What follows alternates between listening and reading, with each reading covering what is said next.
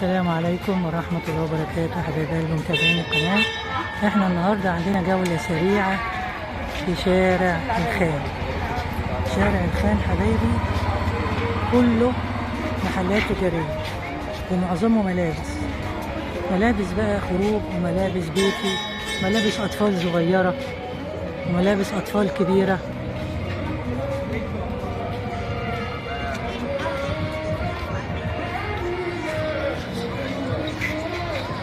تعالي يا حاجة كده بعد إذنك. يا حاجة فين حاجة؟ صورت حاجة؟ خد بس صور.